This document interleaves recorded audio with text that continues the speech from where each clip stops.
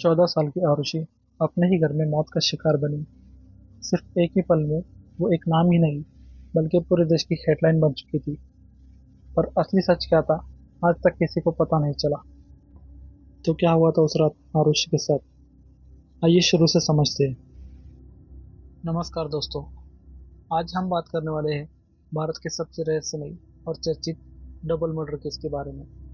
आरुषि तलवार murder case, एक ऐसा केस जिसने एक परिवार ही नहीं बल्कि पूरे देश को हिलाकर रख दिया। आरुषि तलवार एक 14 साल की प्यारी सी लड़की थी। उसके माँ बाप डॉक्टर राजेश और डॉक्टर नुपुर तलवार दोनों ही जाने माने डेंटल सर्जन थे और वो फोर्टिस हॉस्पिटल के लिए काम किया करते थे। 24 मई को आरुषि का बर्थडे आने वाला था। डॉक्टर राजेश अपनी बेटी को एक सरप्राइज देना चाहते थे। उनका प्लान था नया कैमरा देना। अब कैमरा तो आरुषि के बर्थडे से पहले ही डिलीवर हो गया था और वो कैमरा हेमराज ने रिसीव किया था।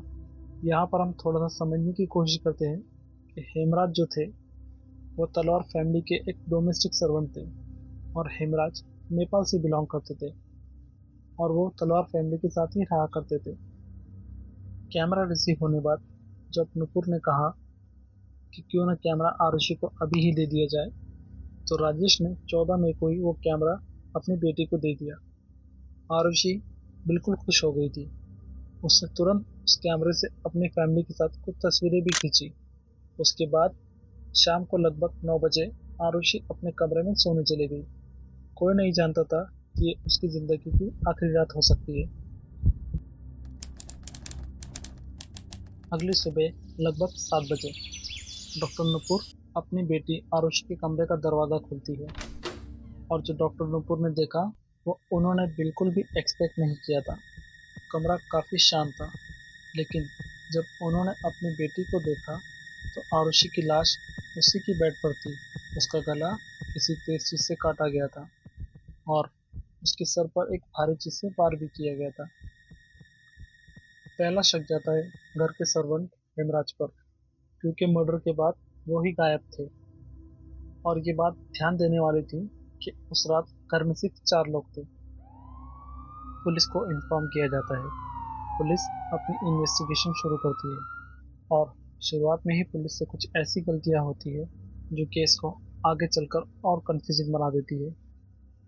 जहां आरुषि का मर्डर हुआ था, फैमिली मेंबर, मीडिया और पुलिस वाले वहां आ रहे थे, लेकिन पुलिस ने क्राइम सीन को सील भी नहीं किया था।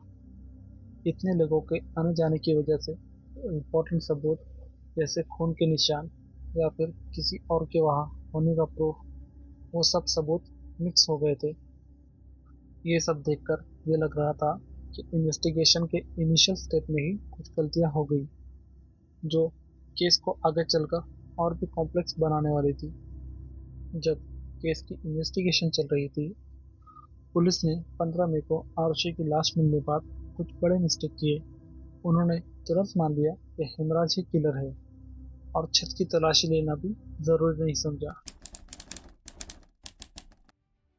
16 मई को मीडिया और पब्लिक प्रेशर के चलते घर के छत का ताला तोड़ा गया। तलवार फैमिली के पास छत की चाबी होनी चाहिए थी, लेकिन वो चाबी गायब थी। ताला तोड़ने बाद जब छत की तलाशी ली गई तो वहाँ हेमराज की लाश पाई जाती है।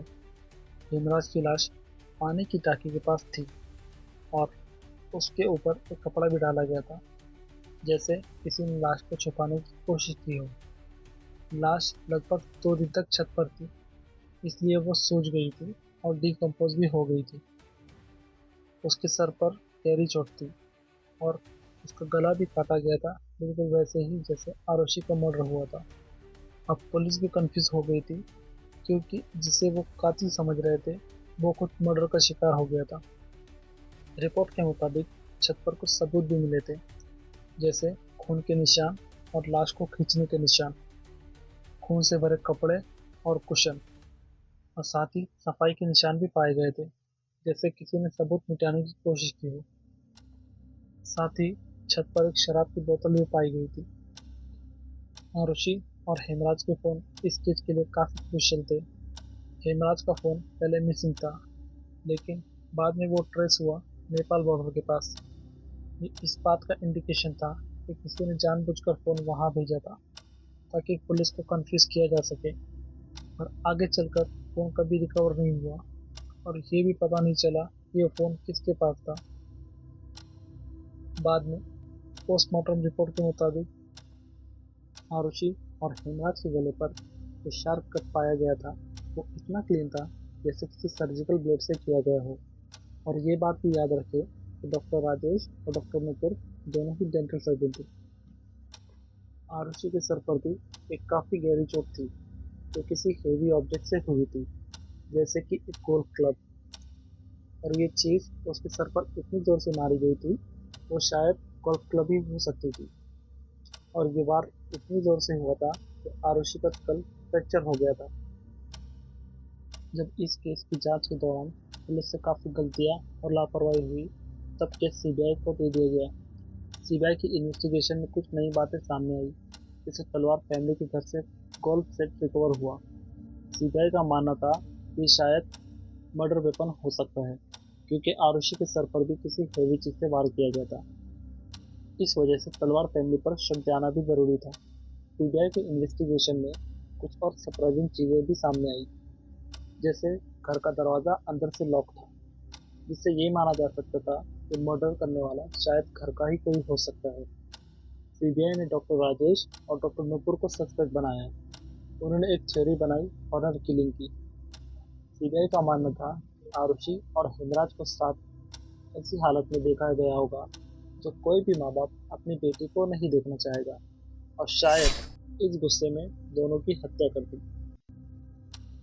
शुरू में कुछ मीडिया और पुलिस रिपोर्ट में ये कहा गया कि आरुषि और हेमराज एक दूसरे के करीब थे और मर्डर का रीजन शायद हॉनर किलिंग हो सकता है।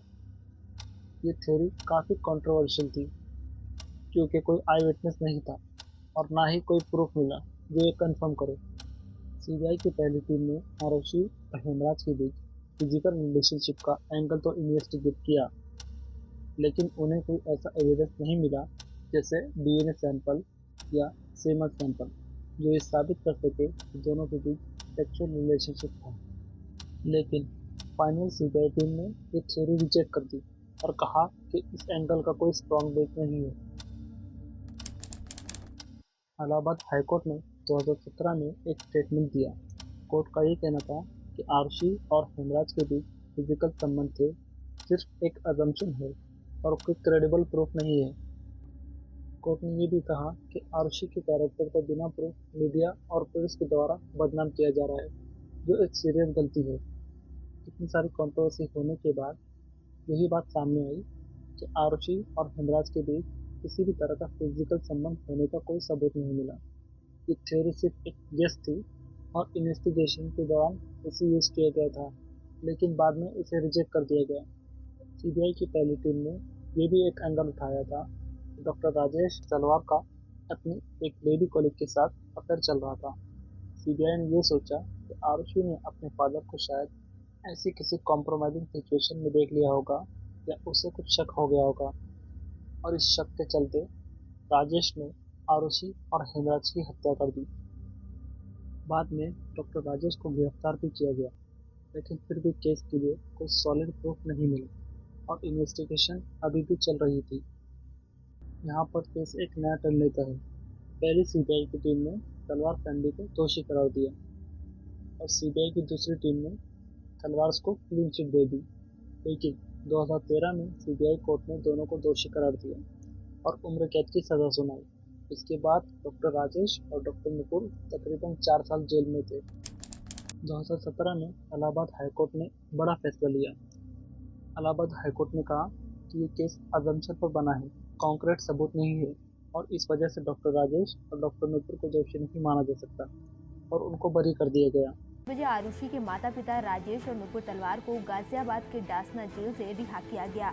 रिहाई के बाद तलवार दंपति ने कहा कि हम पीड़ित थे, हमने अपनी बेटी को नहीं मारा। आज 4 साल बाद हमें न्याय मिला है। इसके खिलाफ सीबीआई ने सुप्रीम कोर्ट में अपील भी दाखिल की और सीबीआई की अपील को 10 अगस्त 2018 को एक्सेप्ट भी कर लिया गया।